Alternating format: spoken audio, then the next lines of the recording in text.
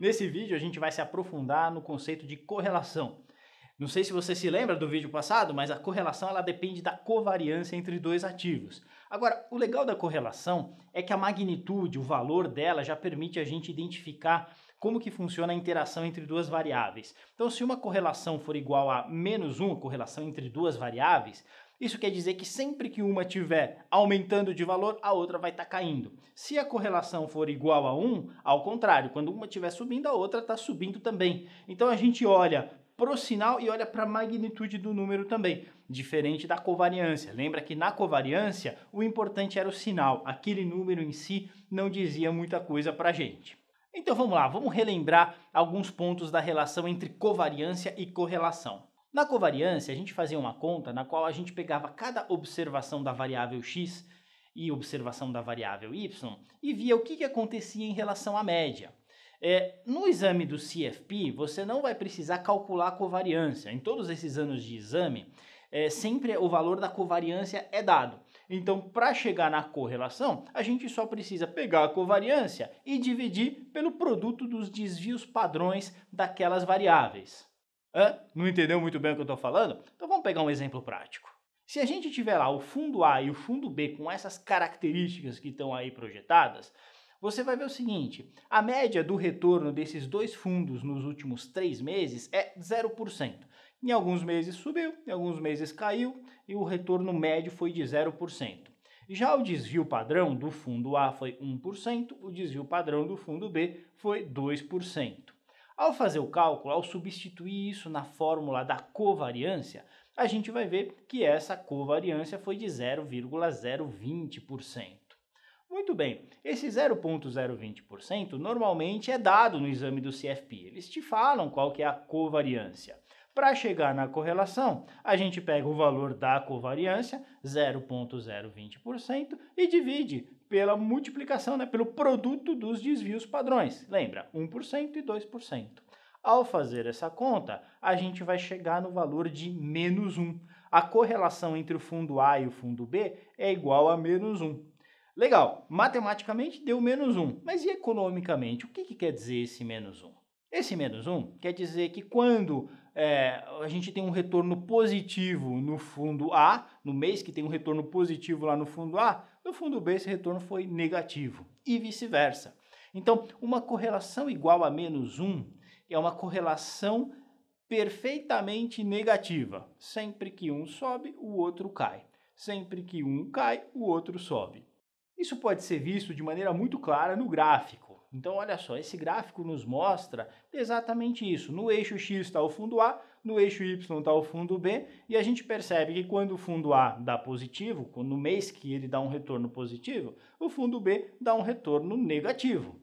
Isso é bastante comum, por exemplo, quando a gente compara fundos cambiais com fundos de ações. Se você pegar historicamente o índice Bovespa, que é o índice de ações da bolsa, e comparar com o comportamento do câmbio da moeda dólar, por exemplo, você vai perceber que existe uma correlação negativa aí de 0,50 mais ou menos. Menos 0,50 é a correlação entre o Ibovespa e a moeda dólar. Interessante olhar para isso. Isso quer dizer que normalmente quando o dólar está subindo, a bolsa está caindo e vice-versa. Quando a bolsa está subindo, o dólar é que está caindo. Dá só uma olhadinha no outro gráfico que está aí na tela. Nesse gráfico, a gente está mostrando duas variáveis, dois fundos relacionados, por exemplo, que tem uma correlação igual a 1. Então, o que acontece? Quando o fundo A tem um retorno negativo, menos 2%, o fundo B também vai ter um retorno negativo, por exemplo, menos 2%. E quando o fundo A tem um retorno perto de 2% positivo, o fundo B também vai ter um retorno perto de 2% positivo. E aí a gente tem, então, uma relação entre esses dois fundos, uma correlação próxima a 1. Nesse caso, que está projetado aí na tela, uma correlação igual a 1, exatamente igual a 1. É bem verdade que na prática, a gente não tem essas correlações perfeitas, normalmente. Então a gente vai ter algo que varia entre -1 e +1.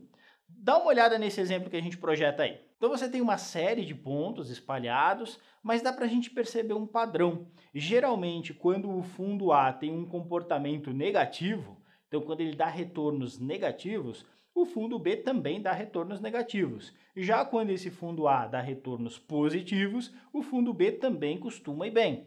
Essa é uma correlação positiva. Isso quer dizer que está entre 0 e 1, mas não vai ser necessariamente mais 1. Vai ser alguma coisa entre esses dois valores. No exemplo aí, a gente tem uma correlação de 0,88. Da mesma forma, é bem comum a gente ter correlações negativas entre dois fundos de investimento, entre dois ativos e assim por diante. E, obviamente, a gente não vai ter uma linha perfeita, a gente vai ter uma nuvem de pontos mais ou menos como essa que a gente projeta aí. Então, se você der uma olhada, você vai ver que tem alguns pontos dispersos. Quando o fundo A tem um retorno negativo, o fundo B tem um retorno positivo. Tem uma nuvem de pontos lá que mostra isso. Tem uma outra nuvem de pontos que mostra que quando o fundo A tem retorno positivo, o fundo B tem retorno negativo. Ou seja, existe uma correlação negativa entre esses dois fundos. Ela não é perfeita, não é uma linha reta, mas ela é bem negativa nesse caso aí, menos 0,88. Isso demonstra dois ativos com uma alta capacidade de diversificação. E agora eu queria mostrar para vocês um outro exemplo. Um exemplo no qual a gente vai ter uma correlação próxima a zero. Se você der uma olhadinha lá na tela, você tem uma nuvem de pontos que mostra que quando o fundo A tem um resultado negativo, o fundo B pode ter positivo ou negativo, quer dizer, nem sei, não existe uma regra clara, né? Não existe uma correlação que mostre uma tendência a um comportamento do fundo B parecido com o fundo A. E se você olhar quando o fundo A tem retorno positivo, o B também, às vezes é positivo, às vezes é negativo, então não existe uma correlação que mostre uma tendência para andar na mesma direção ou em direção contrária. Quando isso acontece, a gente tem uma correlação próxima a zero. Então, isso quer dizer correlação próxima a zero, quer dizer que normalmente o desempenho de um fundo não consegue nos levar a imaginar qual é o desempenho daquele outro fundo. Muito bem, colocando isso nessa barrinha que vocês veem aí, a gente consegue entender o potencial de diversificação quando a gente compara dois fundos, ou dois ativos, duas ações, assim por diante. Então, sempre que a gente tem uma correlação próxima a menos 1, o potencial de diversificação é maior. Por quê? Porque quando um dos fundos, um dos ativos estiver subindo, o outro vai estar caindo, é bem verdade. Mas quando o fundo A, por exemplo, estiver caindo, o B está subindo, então o seu potencial de perda vai se reduzir. E a gente vai entender isso matematicamente um pouquinho mais para frente. À medida que a gente vai caminhando para a correlação zero, correlação mais próxima de mais 1, a gente vai entender que o potencial de diversificação vai caindo. Então, sempre que eu utilizo variáveis ou ativos ou fundos de investimento com correlação baixa ou próxima de menos 1, eu estou tendo um alto potencial de diversificação. Sempre que eu utilizo dois fundos ativos ou que seja com correlação próxima a mais 1, eu tenho um baixo potencial de diversificação. Basta a gente pegar o seguinte, né? Imagina que eu pego dois fundos cuja correlação é mais 1. Se eu colocar esses dois fundos na minha carteira, pegar meus recursos, investir um pouquinho naquele fundo, um pouquinho no outro fundo e eles têm correlação de mais 1, na verdade eu não estou diversificando. Porque quando um sobe, o outro sobe também, mas quando um cai, o outro cai também. Então eu estou tendo um prejuízo nas duas pontas. Então essa barra é muito importante da gente ter em mente. Quanto mais baixa é a correlação, né, e pensando em mais baixo, menos 1 aí, maior é o potencial de diversificação ao misturar esses dois fundos, essas duas variáveis. Próximo a mais 1, potencial de diversificação vai caindo, vai ficando bem baixo. Legal, espero que você tenha entendido essa parte conceitual. No próximo vídeo a gente entra um pouquinho mais na matemática da coisa para a gente entender legal como é que isso funciona, principalmente do ponto de vista de provas, exames e daquele que quer calcular mesmo matematicamente o valor do desvio padrão, o valor da diversificação pelo risco. Fica com a gente aí no próximo vídeo, valeu!